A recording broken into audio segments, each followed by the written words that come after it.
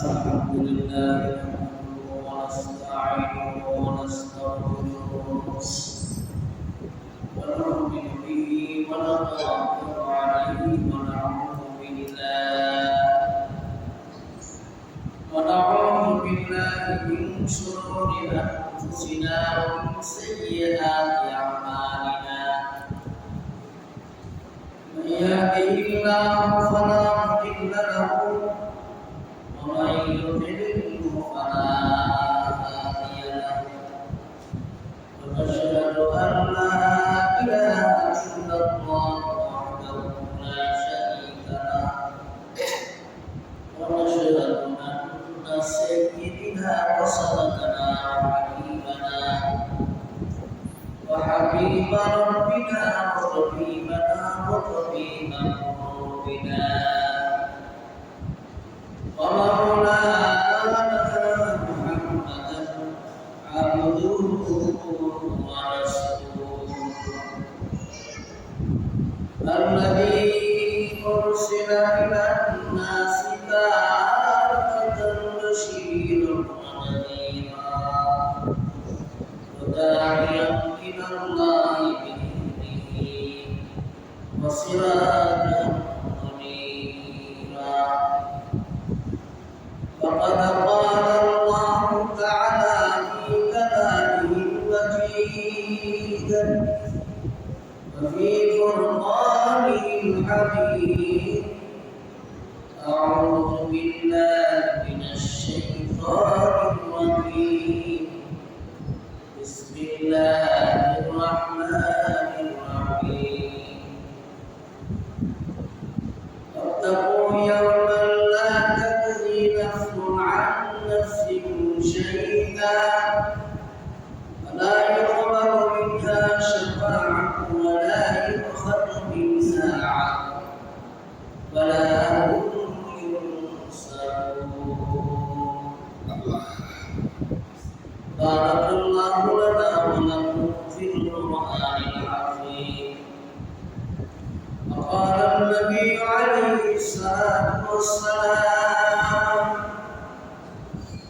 لا تقوم الساعة حتى يقال للعبد الله الله، أو كما قال النبي عليه الصلاة والسلام. وقال النبي عليه الصلاة والسلام: لا تقوم الساعة إلا على شرار الخلق، أو كما قال النبي عليه الصلاة والسلام.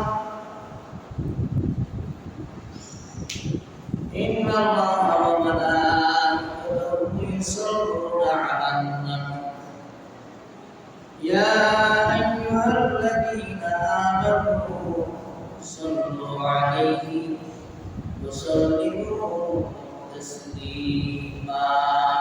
اللهم صل على سيدنا مولانا محمد وعلى آله سيدنا مولانا اللهم صل على سيدنا مولانا محمد وعلى آله سيدنا مولانا محمد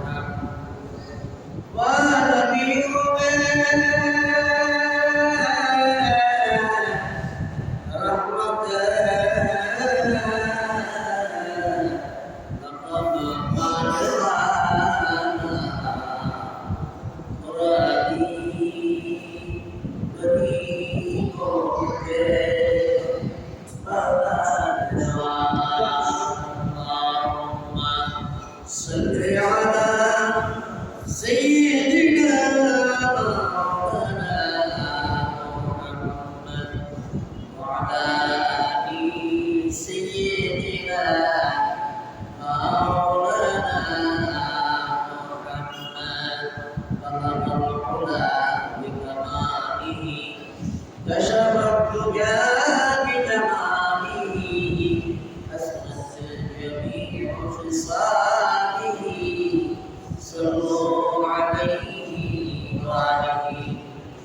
खल्क में अशरफ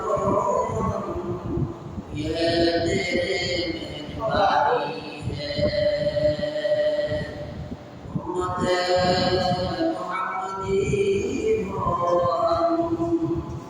फकद तेरे करम है बरकत बिकमाली कशफत तुझा बिकमाली हसरत जमील खसालिह सल्लल्लाहु अलैहि वआलिहि अल्लाहुम्मा सल्ली वसल्लिम व बारिक अलैहि। अल्हम्दुलिल्लाह, মহান আল্লাহর দরবারে শুকর যিনি আমাদেরকে পথের চাঁদে জুমার দিন মসজিদে আসা বসা নামাজ পড়ার সুযোগ দান করেছেন। এই জন্য শুকরিয়া আদায় করি আলহামদুলিল্লাহ। আলহামদুলিল্লাহ।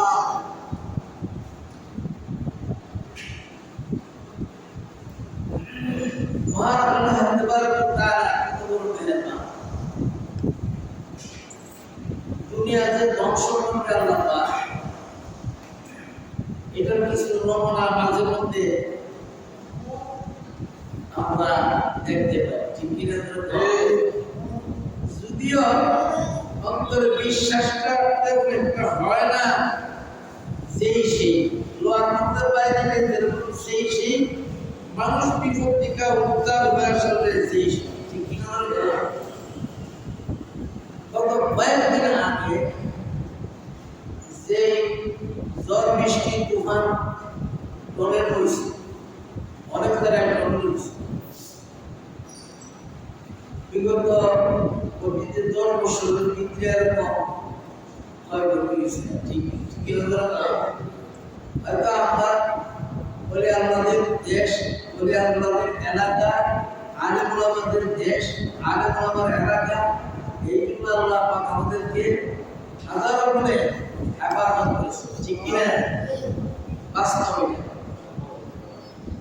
সারা বাংলাদেশে, সারা পৃথিবীতে যদি আপনারা জরিপ করেন, আপনার ধার্মিকতা বাংলাদেশে আছে বেশি, আলেম ওলামা বেশি।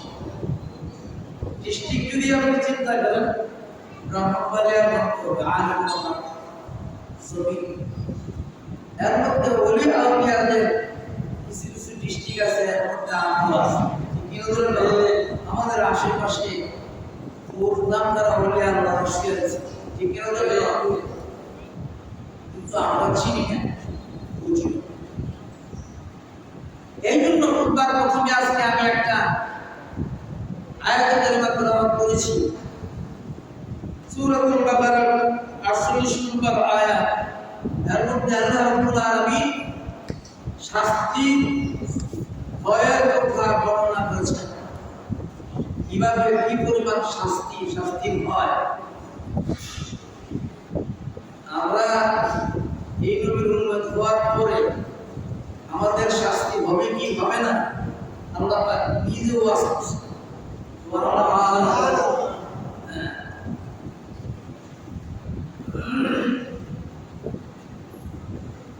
দুনিয়াতেও শাস্তির ব্যবস্থা আল্লাহ পাক রাখছে, পরকালেও শাস্তির ব্যবস্থা আছে। ঠিক কি না?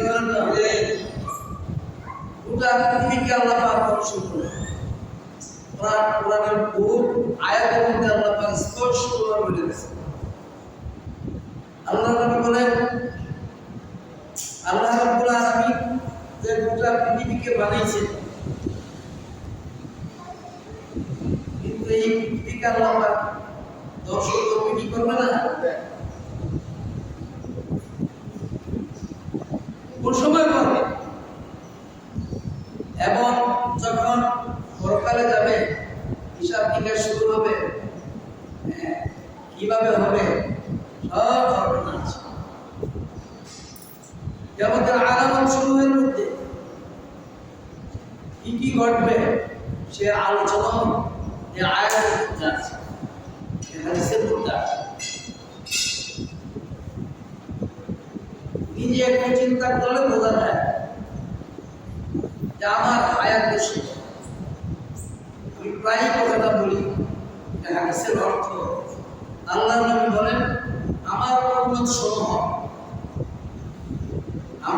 উম্মত সমূহ চাই পুরুষ হোক চাই মহিলা হোক 60-70 এর ভিতরে অধিকাংশ দুনিয়া থেকে চলে যাবে 80-90-100 খুব কম এটা কারণ আল্লাহ নবী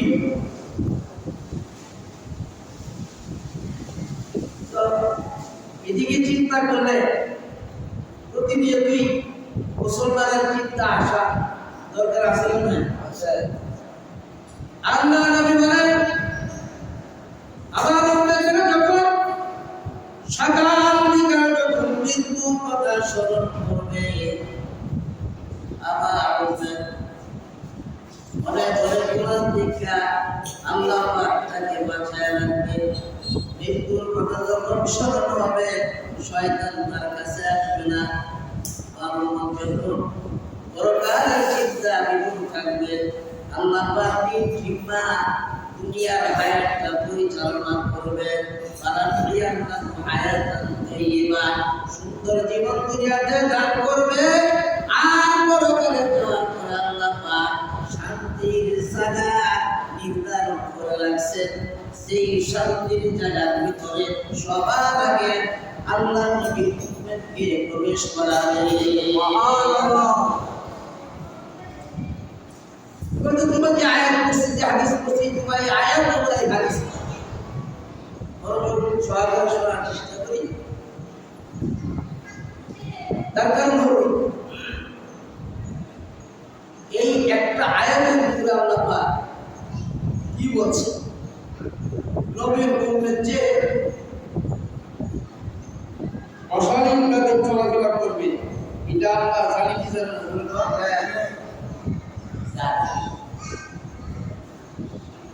গুনাহ কাজ করবে সেটা আল্লাহ জানি কি জানেন না জানতে আল্লাহ পাক বারবার বলছে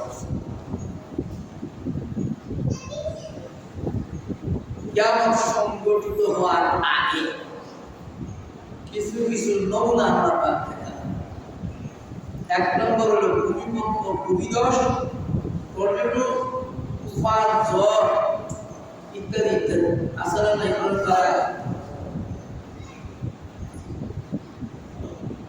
অথচ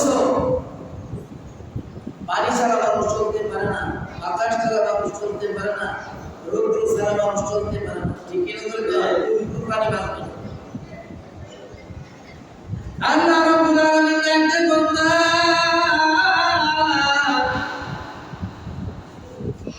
যে জিনিস তোমার জন্য আমি বানাইলাম তোমার উপকারের জন্য তুমি আমার নাফরমানি করবে ওই নাফরমানি করতে দেরি হবে তোমার উপরে আমার পক্ষে ধিক্কার করবে তার মতো আল্লাহ নবী বলেন গজব আসতে দেরি করবে না লোকে আল্লাহ পাক একটু তাপমাত্রা বাড়ায় দিলে অবস্থাটা ঠিক কিনা হলো বাতাস ছাড়া চলে না বাতাসকে হুকুম করে তুমি তাহলে এক দেশ থেকে আরেক দেশে সরবরাহ না পানিকে তুমি হুকুম করে পানি তুমি চলো দেখা যায় শান্ত নদী শান্ত সাগর কিছুক্ষণের মধ্যে জলোচ্ছ্বাস ঠিক হলো শুধু তাই না মানুষরা চলাফেরা করে হঠাৎ করে দেখে সকালবেলা মানুষরা বিকালবেলা লাশ ঠিক হলো জিজ্ঞাসা করলে মানুষটা ভালো ছিল কিন্তু আজকে দুনিয়াতে নাই লাশে আগে কারণ দেখছিলাম পশুটা দেখছিলাম জানা বাইরে আল্লাহ রাব্বুল আলামিন ডাকতে বলতা কিয়ামতের আগে কিছু নিদর্শন আমি রাব্বুল আলামিনের পক্ষে দেখা দিবে এক নম্বর হলো মানুষ যখন গুনাহ করতে করতে ক্লান্ত পর্যায়ে চলে যাবে তখন ব্যক্তির উপরে আল্লাহ পাক সাজদার কিয়ামত ব্যক্তির উপরে দাঁড়াবে তার মরণ যে সময় তার কিয়ামত সেই সময় ঠিকই হলো না একটু বড় কিয়ামত আল্লাহ রাব্বুল আলামিন ডাকতেন দুই মাল কমাই না, তুমি এক ঘর বাড়ি করলা, সব কিছু করলা, সব বানাইয়া তোমার কবরের চিন্তার বিনাশ। চিন্তা করো, কত সুন্দর বাড়ি ঘর বানাইয়া ওই বাড়ি ঘরের ভিতরে বেশি দিন মানুষটা টিকে না। ছেলে সন্তান বউ করে নাকি মুখী বউ করে টিকে করে না, এটাই কষ্ট। আল্লাহ রাব্বুল আলামিন ডাকতেন, একটু চিন্তা করে তোমার কামাই তুমি নিজেও আমার ঘরে যদি বক্ষণ করতে পারো না, তোমার সন্তানেরা করবে, তোমার নাতি পুতিরা করবে, তুমি কি ভেবেছো এই শহর তোমার ছেড়ে দিতে হবে? ভেবে থাকো, আর বিলম্ব নয়, আর নাফরমানি নয়। কে তোমাকে বাঁচাবে? কাইফা তাকফুরুনা বিল্লাহি ওয়া কুনতুম আমওয়াতান ফাআহইয়াকুম। কে তোমাকে বাঁচাবে? কে বলে আমার সঙ্গে নাফরমানি করার জন্য? আল্লাহ বলেন, নাফরমানি করো না, মৃত্যু থেকে তোমাকে আমি চিন্তা করে দুনিয়াতে পাঠাইলাম, আবার কিছুদিন অবস্থা করে আবার দুনিয়াকে তোমাকে নির্গুণ সম্পর্ক আদায় করে ওই গুহার ভিতরে গর্তের ভিতরে শোয়াই দেব। ওইখান থেকে কোনো তুমি আর বের হইতে পারবা না।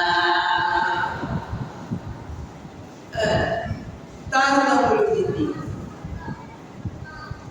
কিন্তু আমরা এই জিন্দিগি চিন্তা ভাবনা ওই গেছে, ঠিক কিনা ধরে ছেড়ে দিতে হবে, সেটা কিন্তু আমরা। এই জন্য আল্লাহ রাব্বুল আলামিন ডাকতে বান্দা,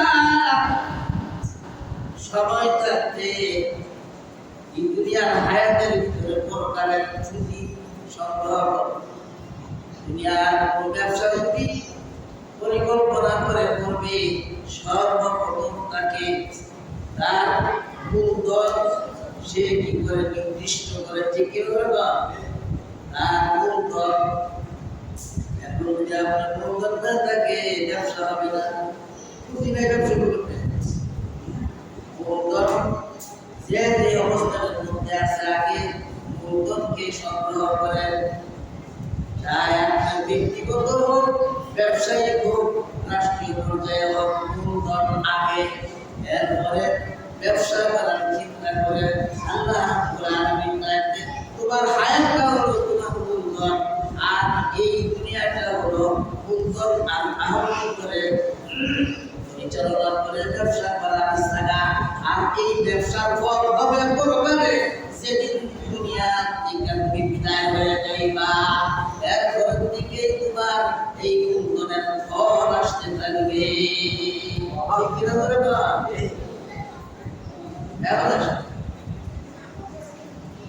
আমরা চিন্তা করি তুমি আইসিয়া দেন, আল্লাহ সতর্ক করে দিয়েছে, ওয়াত্তাকু ইয়াওমান লা তাজজি নাফসুন আন নাফসিন শাইআ। এটা আল্লাহ নবী উম্মতকে লক্ষ্য করে, মুসলমানদেরকে লক্ষ্য করে বলতেছে, ভয় করো ওই দিনের কথা, সেদিন তোমাকে তোলা হবে। ঠিক ইয়াওমা ইউনফাখু ফিস-সূর ফাসাইকা মান ফিস-সামাওয়াতি ওয়াল আরদ। সেদিন সিংহা ফুঁক দিবে, দুনিয়া কিয়ামত হয়ে যাবে। ইসরাফিল আলাইহিস সালাম সিংহা ফুঁক দিবে, আর সিংহা ফুঁক দেওয়ার সঙ্গে সঙ্গে সমস্ত প্রাণী জগৎ বেহুশ হয়ে যাবে।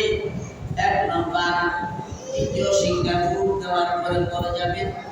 তৃতীয় সিংহা ফুঁক দেওয়ার পরে আবার সবাই চিন্তা হবে, করতে থাকবে।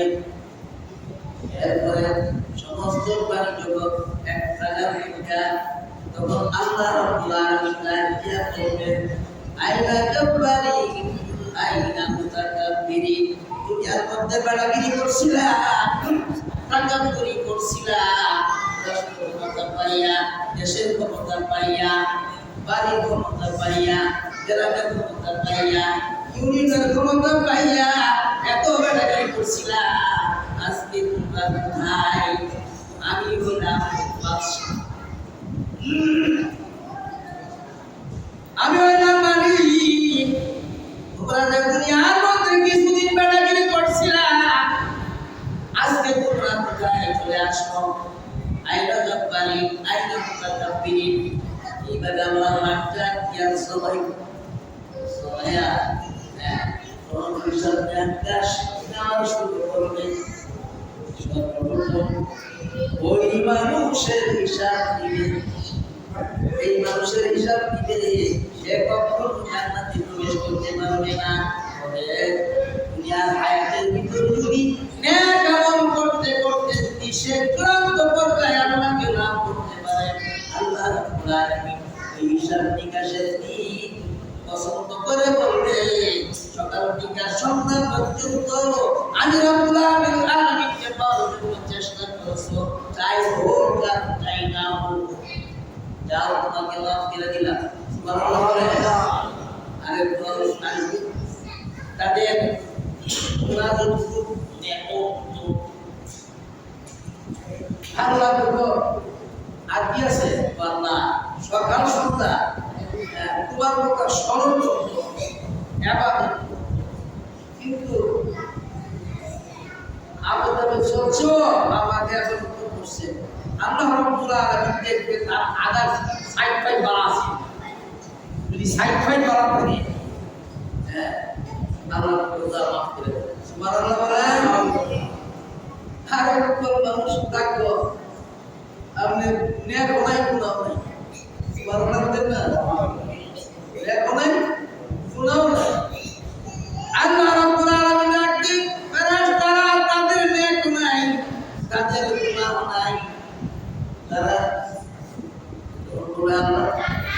তারা কিছু কম সময় তারা কি করতো, পরকালের চিন্তা ফিকির করতো, গুনাহ করতে না, নেক করতে না, পরকাল করতে না।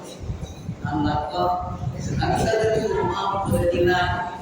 আসলবাসী এরকম ভাবে করবো, চোখ জ্ঞান রাখাবে, তখন আল্লাহ রাব্বুল আলামিন বলবে আমি জানাই দিয়েছিলাম আমি যা ইচ্ছা তাই করতে পারি, সুতরাং এখানে না করার কোনো কিছু নাই। এক রাষ্ট্র আর এক রাষ্ট্রের দিকে তাকাইতে পারে না, আন্তর্জাতিক আইন আছে। আল্লাহ বলেন দুনিয়াতে তোমাকে সব দিয়েছিলাম আমার কাজ নিয়ে পালন করে, কিন্তু সব কিছু করলাম আমি সহ্য করে নিলাম। নেক করো নাই, কদ করো নাই, নেক করছো না, বদামল করছো, বেড়াগিরি দেখাইছো, রাষ্ট্র ক্ষমতা পাইয়া, দেশের ক্ষমতা পাইয়া, বাড়ির ক্ষমতা পাইয়া, গ্রামের ক্ষমতা পাইয়া এমন বেড়াগিরি করছো, কিন্তু আজকের বেলা তোমার বেড়াগিরি কোথায়? আইনা জব্বারি, আইনা মুতাকাব্বিরিন। কখন বুঝে আসবে এই দুনিয়ার হায়াতটা দাম জগৎ? দেখেন কয়েকদিন বৃষ্টি আসছে, পচা দিচ্ছে, ঠিক কি না? আল্লাহ আমি দেখাই আমার কয়েকদিন একটা দিবার রুদ্র উত্তারে ছোঁয়াও শরীরে দিতে পারে, ঠিক কি না? এমন দেশ আছে সকালবেলা দিনের বেলা বাইরে করে না, হয়ে গেল আল্লাহ এলে আল্লাহর হুকুমটা। এখন আসেন আল্লাহ এই শাস্তির ভয় দেখালেন কেন? ভয় করো ওই দিনের কথা যেদিন তোমাকে কেউ সাহায্য করে, তোমার থাকবে না।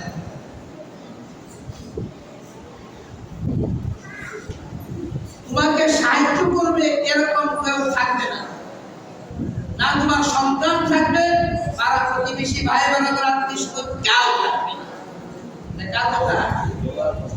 কার কথা?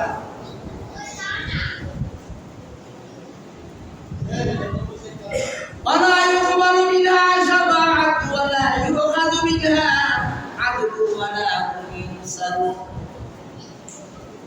দুই জাতের কথা আল্লাহ পাক এই আয়াতের মধ্যে বলছেন। এক জাত হলো আল্লাহকে বিশ্বাস করে, নবীকে বিশ্বাস করে, কিন্তু আমল করে নাই।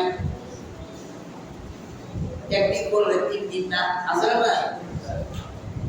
মুসলমান বছর নামাজ পড়ে 2 তো 22 সময় শুক্রবার আইয়ে ভাই সময় আসলে নাই কোনো মানুষ দেখেন আপনার রমজানে আগে বাপি আগে গোলাপ লাগাই করতেন আগে রমজানে নামাজ নাই ঠিক কি করে তো সব এক ইন্দিরা আল্লাহ ইন্দিরা আল্লাহ যায় নবী আশি করবে না নবী ভালো ভাই তোমার নবী ভালো ভাই তাকে আল্লাহ আল্লাহ কোরআনে বলছে সূরাতুল বাকারা 48 নম্বর আয়াত এই আয়াতের ব্যাখ্যা করে 3 দিন লাগবে আমরা রাসূলুল্লাহ হুজুরও 3 দিনে তাই রে কেন বললেন আল্লাহ জানে নবী আপনার উম্মতের মধ্যে এই দশা কিছু কিছু মানুষ থাকে এদের অন্তর ভালো না পরকাল এরা বুঝে না আর পরকালে কিছু দেখেও না কিন্তু পরকালে আসলে তারা এই আযাবটা ভোগ করবে আগে আমি সতর্ক করে দিলাম আমি রহমান রহিম হিসাবে আপনার উম্মতকে আমি কি করলাম সতর্ক করে দিলাম সুবহানাল্লাহ আপনার উম্মতের ভিতরে বসিরা নামাজ আছে আপনার উম্মতের ভিতরে সাপ্তাহিক নামাজই থাকবো আপনার উম্মতের ভিতরে মা বাবার নাফরমান থাকবো যে মা বাবার নাফরমান সে আল্লাহর নাফরমান রাজায় রাব্বি রাজাল ওয়ালিদাইন যে ব্যক্তি আল্লাহর নাফরমান মা বাবার নাফরমান যে ব্যক্তি মা বাবার নাফরমান সে আল্লাহর নাফরমান নবীর কথা বিশ্বাস করে মানতে এখন আসেন আল্লাহ পাক এই ওয়ার্ডটা কেন বললেন নবীর আশিক মারায়া কাম করতে ওয়া'দাল্লাহু আল্লাযীনা আমানু ওয়া আমিলুস সালিহাত আল্লাহ বলেন যারা ঈমান আনার পরে নেক আমল করে তাদের জন্য আমি ওয়াদা করলাম জান্নাত দেব দুনিয়ার হায়াতটাও আমি সুন্দর রাখবো আর যারা ঈমান আনার পরে নেক আমল করে না দুনিয়ার হায়াতের ভিতরে কিছু সুযোগ দিব কিন্তু এই সুযোগের যদি সে পরকালের সমন্বয় না করতে পারে তাহলে আপনার উম্মত জাহান্নামে যাবে শাস্তির আওতায় যাবে এই জন্য আল্লাহ বলেন ওয়াত্তাকু ইয়াওমান লা তাজজি নাফসুন আন নাফসিন শাইআ যেদিন কারো কোনো উপকারে কোনো কিছু আসবে না টাকা পয়সা উপকারে আসবে না সন্তান উপকারে আসবে না আত্মীয় স্বজন উপকারে আসবে না আদরের স্ত্রী পুত্র পরিজন উপকারে আসবে না কেউ কারণ নয় ওই সময়ের কথা আল্লাহ পাক স্মরণ করাই দিয়েছে একমাত্র উম্মতি মুহাম্মাদের জন্য সুবহানাল্লাহ বলুন না এই আয়াতের ব্যাখ্যা আমার পীর মুর্শিদ আল্লামা কুরআনুল্লাহ স্যার দামান বারাকাতুহু এই আয়াতের ব্যাখ্যায় একটা কথা বলছেন কি কথা ওই সমস্ত মানুষ নাগাদ পাবে যারা দুনিয়ার হায়াতের ভিতরে বেশি বেশি করে আল্লাহর ইবাদত করছে জিকির আজকার করছে সুবহানাল্লাহ আর জোরে বলুন সুবহানাল্লাহ পৃথিবীর প্রাণ হলো আল্লাহর জিকির শব্দের ইবাদত নামাজ বলো জিকির নামাজ ইবাদত রোজা ইবাদত হজ ইবাদত কুরবানি ইবাদত রাসূলের তেলাওয়াত ইবাদত ওই আমি আল্লাহর জিকির করি এটা ইবাদত তাই না এই আয়াতের ব্যাখ্যায় মুফাসসিরিন কিরাম বলছেন যে পৃথিবীর প্রাণ শক্তি হলো ইবাদত এমন হাদিসের মধ্যে এই কথাটা আসছে এরপর আল্লাহ বলেন ওয়ালা ইয়াকবালু শাফা আল্লাহ পাক ওই সমস্ত মানুষের কোনো কিছু কবুল করবে না যাদের ঈমান নাই যত ভালো মানুষই যত ভালো কাজই করুক কোনো কিছু আল্লাহ কবুল করবে না এক নম্বর যাদের ঈমান নাই পরকাল বিশ্বাস করে না কাফের মুশরিক বেঈমান নাফরমান যারা আছে তাদের পরিবারে শামিল করা হয়েছে এখন আসে মুসলমানের ভিতরেও আছে নাস্তিক নামে আব্দুর রহমান কিন্তু আল্লাহ বিশ্বাস করে না আছে না আরে জোরে আছে না এইটির কথা আল্লাহ পাক কি আয়াতের মধ্যে বলছে স্মরণ করো ওই কঠিন দিনের কথা যেদিন আল্লাহ পাক তন্ন তন্ন করে হিসাব নেবে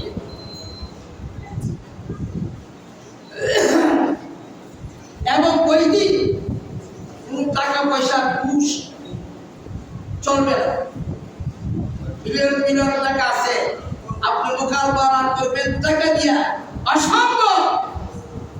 আল্লাহ এই আয়াতে রাখছে ওয়ালা তুখাযু মিনহা আদলু, কোন কারেন্সি টাকা ডলার দিয়া কোনো কিছু উপকার তোমার ওই সময় আসবে না। ওই দিন যদি না কেমন থাকে তাহলে তোমার উপকারে আসবে। ওয়ালা ইউসারুন, তোমার সাহায্যকারী কেউ থাকবে না। চাই কাফির মুশরিক হোক, চাই নবীর উম্মত হোক, তোমার জন্য সতর্কবাণী।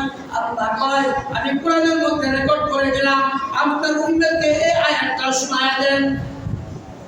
আপনার উম্মত কাফের মুশরিকদের মতো চলবে। এটা কার কথা? এই যখন কার কথা? আল্লাহর কথা। আমরা যদি মনে করেন এই মালায় পেতে রেকর্ড করতেছে সারা বিশ্ব এই আয়াতের ব্যাখ্যা আরো করবে। তাইলে এই আয়াতের অর্ধেকটার মধ্যে বলছে নবীর উম্মতের কথা, আর অর্ধেকটার মধ্যে বলছে কাফের মুশরিকদের ইমানদের কথা। কিন্তু আমরা নবীর উম্মত হওয়ার পরেও নামাজের খবর নাই, রোজার খবর নাই, ইবাদতের খবর নাই, আলি বেড়াগিরি করবা। এই জন্য আল্লাহ পাক ডাক দিবে আয়না মুতাকাব্বি, আজকে বেড়াগিরিতে করতা কোথায় তুমি? আজকে যে তুমি সম্পদশালী হইয়া মানুষের কোথায়? এই জন্য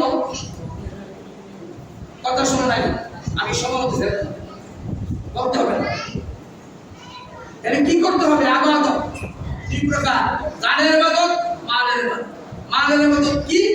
রাষ্ট্রীয় পর্যায়ে থেকে নিয়ে মসজিদ বাংলা পর্যন্ত এই যে দরজা বাইরে গেছে না, এই দরজা বাইরে চালাচ্ছে না, তোর চালাচ্ছে না, ঠিক আছে। এই যে এসি চালাচ্ছে না, লাগে চালাচ্ছে না, যারা যারা এসি চালাবেন দাঁড়াইবেন, যারা যারা এই দরজা ভাঙছে চাহা দিবেন দাঁড়াইবেন। এইটা সম্পদ, এইটা আসল সম্পদ। ওই দিন কাজে রাখবে এ আমার করতেন না, শোনাই দিলাম ইচ্ছা। এরপর হাদিসের মধ্যে আল্লাহ পাক কিয়ামত হবে তখন যখন দুনিয়ার মধ্যে আল্লাহ নবী দুনিয়ার মধ্যে গুনাহ ভরপুর হবে, গুনাহ ভরপুর। লা তাকুমুস সাআ ইল্লা আলা শিরারিল খালক, যাই নবীর উম্মত হোক আর যাই নবীর উম্মত না হোক, যাই নবীর উম্মত হোক মুসলমান, যদি সে গুনাহ করে, যাই কাফের মুশরিক হোক, সেও অন্যায় অপরাধ যদি দুনিয়া করে চূড়ান্ত পর্যায়ে চলে যায়, জিনা, বিবাহ, বিচার, অত্যাচার, যত কিছু আছে রাহাজানি অন্যায় অপরাধ বুঝেন, জমিনের মধ্যে যত বেশি হবে, কিয়ামত তাড়াতাড়ি এত বেশি তাড়াতাড়ি হবে। আল্লাহ নবীর কথা। আর একটা মানুষ যদি আল্লাহ ওয়ালা থাকে, লা তাকুমু সাআতা ইয়াকুলুল আবদি ওয়াল আরদি আল্লাহ আল্লাহ, একটা মানুষ যদি ইমানদার থাকে আর আল্লাহকে রাখতে পারে না, পাঁচ ওয়াক্ত নামাজ পড়ে না, এই একটা মানুষের বিনিময়ে আল্লাহ পাক দুনিয়াকে বহাল রাখবে।